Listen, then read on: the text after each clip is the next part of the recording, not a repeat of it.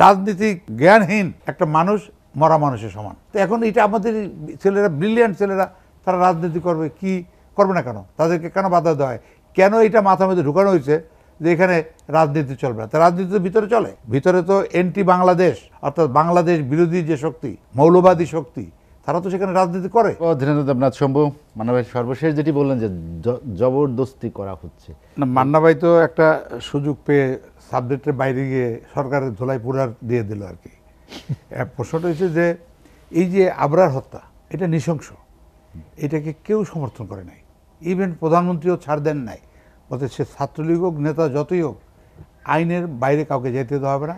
এবং অ্যাকর্ডিংলি এই আবরার হত্যা মামলায় কিন্তু 20 থেকে 25 জনের ফাঁসি হয়েছে এবং কয়েকজনের যাবজ্জীবন সাজা হয়েছে 10 বছর। সবাইকে বিচারে আওতায় নয়। এখানে কিন্তু আরেকটা ঘটনা, এটা মান্না ভাইরা বলবে না, যখন ওই যে আপনার ছাত্রলীগ নেতা দ্বীপ, হ্যাঁ ওই যে আমি বলি ছাত্রলীগ নেতা দ্বীপ, ওই যে আপনার শাপলা চত্বরে যখন হেফাজতেরই হয়, তখন ওইখানের যে ওনরা চেনে সব, আমরাও চিনি, আমাদের তো একটা প্রিয় জায়গা ছিল বুয়েট, আমি তো ঢাকা বিশ্ববিদ্যালয়ের ছাত্র।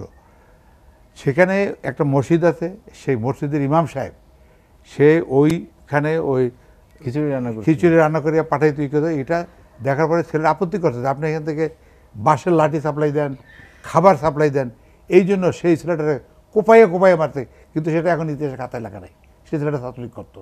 তো এখন কোন দিকে যাবেন আপনার? এইটা এখন কোর্টকেও ধরছে, কোর্ট অন্যায় করছে। আপনার 37, 38, 39 আর্টিকেলে কনস্টিটিউশন, সেখানে তো এটা 18 বছরের পরে একটা লোকের নাগরিক অধিকার যখন জন্মায় তখন সে রাজনীতি তো করতেই পারে। আর আপনারাই আমাদেরকে বলছেন যে কি মাওসুতিংয়ের দিয়া কোটেশন দেয়া যে রাজনীতিক জ্ঞানহীন একটা মানুষ মরা মানুষের সমান। তো এখন এটা আমাদের ছেলেরা, ব্রিলিয়ান্ট ছেলেরা, তারা রাজনীতি করবে কি করবে না কেন? তাদেরকে কেন বাধা দেওয়া হয়? কেন এটা মাথার মধ্যে ঢুকানো হয়েছে যে এখানে রাজনীতি চলবে না? তা রাজনীতি তো ভিতরে চলে, ভিতরে তো এন্টি বাংলাদেশ, অর্থাৎ বাংলাদেশ বিরোধী যে শক্তি, মৌলবাদী শক্তি, তারা তো সেখানে রাজনীতি করে এবং তারাই এইটা করতেছে, ভুল বোঝাইতেছে ছেলেপেলেরে। আজকে দেখলাম যে আবরারের ভাই বলতেছে কি, আমি যদি জানতাম এখানে আবার ছাত্রলীগ আসবে তাহলে আমি বিশ্ববিদ্যালয়ে ভর্তি দিতাম না। মানে কত বড় উস্কানিমূলক কথাবার্তা! একটা বিশ্ববিদ্যালয়, এটা এটা এটা তো সারা এশিয়ার মধ্যে নাম করা আমাদের বুয়েট কিন্তু, এবং এখানে আপনার আমাদের অনেক মর্যাদার জায়গা বুয়েট, সেই বুয়েটটাকে একটা বাংলাদেশের মধ্যে একটা আলাদা ভূখণ্ড মনে হয় জানো। ওখানে আমরা যারা এই দেশের মুক্তিযোদ্ধা আমরা যেতে পারবো না, স্বাধীনতা দিবসে আমরা সেখানে ফুল দিতে পারবো না, বঙ্গবন্ধুর ছবিতে আমরা মালা দিতে পারবো না। এটা কীরকম একটা মনে হয় না, যেন মনে হয় যেন একটা বাংলাদেশের মধ্যে একটা পাকিস্তান বা আফগানিস্তান, একটা কিছু তো ওই জায়গায়। এখন এইটার সম্পর্কে কিন্তু ওনারা নীরব থাকেন, কারণ এখানে একটা আছে, তাদের তো কোনো ছাত্র সংগঠন আছে কিনা আমি জানি না।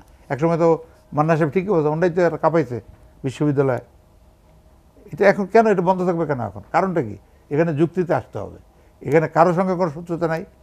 আমরা পরিষ্কার বলেছি যে যেহেতু এইটার নিন্দা করি এবং এইখানে যাতে আর কখনো কোনো সময় কোনো দুর্ঘটনা বা দুঃখজনক কোনো ঘটনা না করে সেটা লক্ষ্য রাখা হবে। সেই রাজনীতি কি ক্ষমতাসীনদের সম্ভব কিনা আপনার কি মনে হয়? যেটি মান্না ভাই বলছেন যে তারা কিন্তু রাজনীতির বিরুদ্ধে না, এই যে সিস্টেম বা রাজনীতির যে প্রক্রিয়া তারা তাকে ভয় পায় বা সেটারই প্রতিবাদ। যেটি না, এগুলো যেহেতু বুঝাইছে যে ছাত্রলীগ আসলে তোমরা আবার জীবন দিতে হবে, প্রচার প্রোপাগান্ডা বিরুদ্ধে, এখন এগুলো হচ্ছে, সেখানে তো আমরা নাই, আমাদের ছেলেবেলা তো সেখানে নাই, আছে কিন্তু তারা কোনো কথা বলে না, কারণ তারা মেনে গেছে না একটা আবরার মতো লোক হতে হয়েছে, ঠিক আছে, এই জিনিসটা দুঃখজনক, সকলেই তো সেটার জন্য আমরা করেছি। এবং আজকে এটা আমি দেখেছি, আমি সেদিনও এক জায়গায় বলেছি যে এই ঘটনাটা যেদিন ঘটে আবরারের, সেই যদি শিক্ষকরা যদি সত্যিকারের দায়িত্ব পালন করতো তাহলে কিন্তু এই ঘটনাটা এইভাবে এতখানি নিষ্ঠুর বা নির্মম হতো না।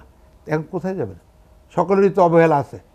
এই যে মান্না ভাই আলোচনা করতে গিয়ে বঙ্গবন্ধুর কথা বললেন, চিঠিয়াং গিয়া বঙ্গবন্ধু ভুল করেছিল, বাঙালি বলছিল, বাঙালি বাংলাদেশ, এটা তো ঠিক হয়েছে তো। আমার দেশে যারা থাকবে নন বাঙালিও তারা আমাদের বাংলাদেশি, কিন্তু অ্যাজ সিটিজেন আমরা বাঙালি, অ্যাজ সিটিজেন আমরা বাংলাদেশি। তা আমার জাতিসত্তা, বাঙালির যে যুদ্ধ, আমাদের সমস্ত কিছুকে আমরা মানে পাহাড়ি জনগোষ্ঠীর কাছে আমরা আত্মসমর্পণ করে সেখানে সারেন্ডার করে দেবে। বঙ্গবন্ধু ঠিকই বলেছিলেন যে আমরা সকলেই এই দেশের নাগরিক, কিন্তু বাঙালি জাতিসত্তার আন্দোলনের মাধ্যমে তো দেশটা স্বাধীন হইল। তো এটাকে একেবারে অস্বীকার করে বঙ্গবন্ধু সেখানে বক্তৃতা দেবেন, এটা মানবের মতো পুরানো রাজনীতিবিদ, আমি এটা আশা করি, আমি দুঃখিত এই কথাটা কেন বললেন তিনি, এটা বলা উচিত নয়।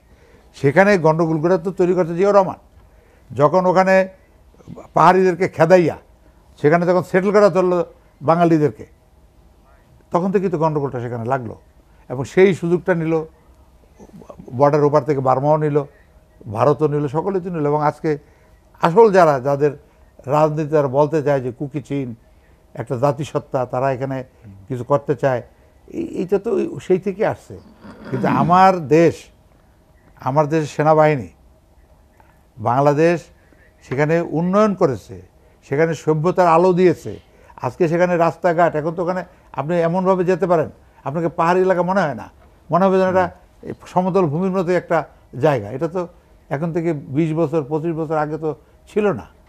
সেটা আমাদের মাননীয় প্রধানমন্ত্রী বঙ্গবন্ধু কন্যা তিনি আজকে আধুনিক করেছেন, পাহাড়কে উন্নত করেছেন, রাস্তাঘাট, মানুষের জীবন সব কিছু তো সুন্দরভাবে করেছেন। এবং আমার ধারণা যে সেখানে যতই ছোট ছোট ক্ষুদ্র গোষ্ঠী থাকুক না কেন, কিন্তু ম্যাক্সিমাম পাহাড়িরা কিন্তু এখন শেখ হাসিনাকে সমর্থন দিচ্ছে। ম্যাক্সিমাম পাহাড়ি লোক, যে জনগোষ্ঠী হোক, ধর্ম হোক, তারা কিন্তু মাননীয় প্রধানমন্ত্রীর প্রতি সমর্থন দিয়েছেন। কারণ আমরা কিন্তু বেইমানি করি নাই। আমরা এই যে আমাদের এই যে শান্তি বাহিনীর সঙ্গে আমাদের তো সুন্দর হয়েছিল, সেটা নিয়েও কিন্তু পাহাড় যারা আছেন তাদের অনেক না, সেটা চিরকাল থাকে, তাদের অসন্তোষ আছে। আর বাংলাদেশ স্বাধীন হয়ে গেছে, এইটারে নিয়ে কত রকম কথা বিরোধী দল কত কিছু বলে। এর তো কোনো লাইসেন্স নেই, কোনো তো লাইসেন্স লাগে না কথা বলতে। যেভাবে কথাগুলো বলে এটা বলা ঠিক না, কারণ আমার জাতিসত্তার উপর আঘাত আসবে, এটা তো আমি মেনে নেব না, এটা আমরা মেনে নিতে পারি না। আপনি অনেক কথা বলে ফেলালেন, মান্না সাহেব দ্রব্যমূল্য, মানে রাজনীতি সবই করলেন, 7ই জানুয়ারিও আনলেন, মানে কোনোটাই আর কি বাদ রাখলেন না। আমি খুব দুঃখিত, 7ই জানুয়ারি নিয়ে কথা বলার ওনাদের তো নৈতিকতা নাই, কারণ ওনারা তো নির্বাচনে আসেন নাই। নির্বাচনে আসলে ওনারা বলতে পারতেন যে আমরা নির্বাচনে গেছিলাম, আমাদের সেখানে ভোট দিতে দেয় নাই, আমাদের ভোট কাটিয়ে নিয়ে গেছে, আমাদেরকে সেখানে আমাদের স্বাধীনতা, আমাদের গণতন্ত্রের নষ্ট করা হয়েছে। ওনাদের তো কিছু বলার নাই, কেন তারা আজকে এই কথাগুলো বলবেন? এই কথাগুলো বলা অর্থাৎ এটা উস্কানিমূলক। দ্রব্যমূল্য বৃদ্ধি, পৃথিবীর সারা সমস্ত দেশে দ্রব্যমূল্য বেড়েছে, যেহেতু ডলারের একটা সংকট সারা পৃথিবীতেই চলে, শুধু আমাদের না কিন্তু। তারপরে আপনার এই যে এই আমাদের যে মূল্যস্ফীতি বলেন, জি, এগুলা হচ্ছে। এবং আপনি দেখেন যে বিশ্বটাকে তারা দেখেন না।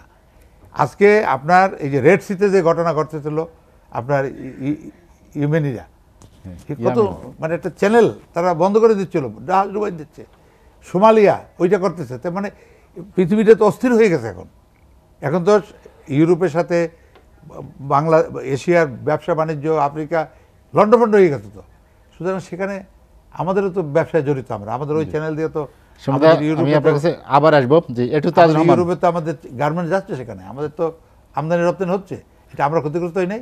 আমি আপনার কাছে আবার আসবো। ধীরেন্দ্র সম্বোধ মানব ভাই যেটি বলছিলেন যে 7 জনের নির্বাচনে ভারতের সমর্থন ছিল এবং পশ্চিমা শক্তি যেটা চেয়েছে সেটি পারেনি করতে, একই সমর্থন তো চীনও দিয়েছিল, চীনের পণ্য তো বর্জনের ডাক দেওয়া হচ্ছে না। এইটা ওনারা বলেন, কিন্তু ওনারা কোনো প্রমাণ দিতে পারেন না। আমেরিকা কি বলেছিল, ভারতে কি বলেছে, চীন কি বলে, তার কথার মধ্যে পার্থক্যটা কী ছিল আমরা এটি তো বললাম না। একটা শান্তিপূর্ণ নির্বাচনের প্রতি তাদের সমর্থন ছিল, এবং এটা যেমন আমেরিকা করেছে, এটাও আমরা বলেছি, আমাদের মাননীয় প্রধানমন্ত্রী পরিষ্কার বলেছেন যে না, নির্বাচন শান্তিপূর্ণ, সংঘাতপূর্ণ, সংঘাতহীন এবং অংশগ্রহণমূলক নির্বাচন হবে। এটা তো জাতিসংঘকে মাননীয় প্রধানমন্ত্রী বলেছেন, এটা আমেরিকাকে বলেছেন, এটা ইউরোপিয়ান ইউনিয়নকে বলেছেন। এখন ওনারা একটা মানে এখন আর কোনো পথ নাই তাদের কাছে, কোনো কাজ নাই। এখন কাজ হচ্ছে যে ভারতের লগে লাগাও, ভারতের লগে লাগাইলে একটা বেনিফিট পাবে, তাদেরকে আমেরিকা এসে ক্ষমতায় বসাই দেবে। আপনি দেখেন ভারত কি বলছে, ভারত বলছে তো এখানে শান্তিপূর্ণ নির্বাচনের কথাই বলেছে, আমি যতটুকু জানি। এখন ওনারা যে কথাগুলো বলেন তার তো কোনো প্রমাণ নাই। আমি তো যেটা প্রমাণ আমারটা হলো যে ভারত তো এখানে ইন্টারফেয়ার করে নাই নির্বাচনে, কিন্তু আপনারা তো নির্বাচনে অংশগ্রহণ করেন নাই। আপনি কী করে বললেন যে ভারত এখানে ইন্টারফেয়ার করছে? একবারে ভারত ইন্টারফেয়ার করছে বলে ওনারা আওয়ামী লীগ জিতে গেছে, ওনারা হেরে গেছে। আপনার তো হারার কোনো প্রশ্ন নাই, কারণ আপনার তো নির্বাচনে আসেন নাই। নির্বাচনে না আসলে আপনি কী করে বুঝবেন যে নির্বাচনটা ভারত কীভাবে চালাইছে, আমেরিকা কী চেয়েছে? এটা এটা মানে এটা একটা মানে কিছু করার নাই আর কি। ওনাদের মতো সিনিয়র রাজনীতিবিদরা যদি এভাবে ওই রাস্তার পাশে বিএনপির নেতাকর্মীদের মতো কথা বলেন, এটা আমাদের কিছু করার নাই। এখানে ওই যে একটু পিছনে যাব উইথ পারমিশন, ওই যে ইসে আপনার বুয়েটে সেখানে একটা রুল হাইকোর্ট দিয়েছেন। এটি এমন একটা ভাব যেন হাইকোর্ট মহান্যায় করে ফেলছে। আরে বাবা, তোমার তো কনস্টিটিউশনাল রাইট, তুমি যখন 18 বছর তোমার বয়স হবে, তোমার ভোটাধিকার হবে, তখন তুমি রাজনীতি করতে পারবা। তো সেখানে সেই ইস্যুর উপরে হাইকোর্ট রুলটা দিয়েছেন সুন্দরভাবে, এবং সেখানে আপনার এটা তো হিয়ারিং হবে, তো এটা তো রুলটা শুধু ইস্যু হয়েছে, এটার উপরে ওনাদের যদি কোনো বক্তব্য থাকে, বিএনপির কোনো আলাদা বক্তব্য থাকে, বা জাতীয় পার্টির কোনো বক্তব্য থাকে, ছাত্রলীগের বা অন্য কারো যদি কোনো বক্তব্য থাকে, সেখানে রুলে তারা অংশগ্রহণ করবে যখন রুল আপনার হিয়ারিং হবে। এটা নিয়ে এই কথাবার্তা বল, অর্থাৎ সব কথা হচ্ছে যে মানে গণ্ডগোল লাগাই দেও, যাওয়া হবে। অর্থাৎ আমাদের দেশটা এমন একটা অবস্থা গেছে, সমস্ত জায়গাতে অসত্য, আপনার কাল্পনিক কথাগুলো বলে জাতীয় জীবনের মানুষের ক্ষতি করার একটা প্রবণতা।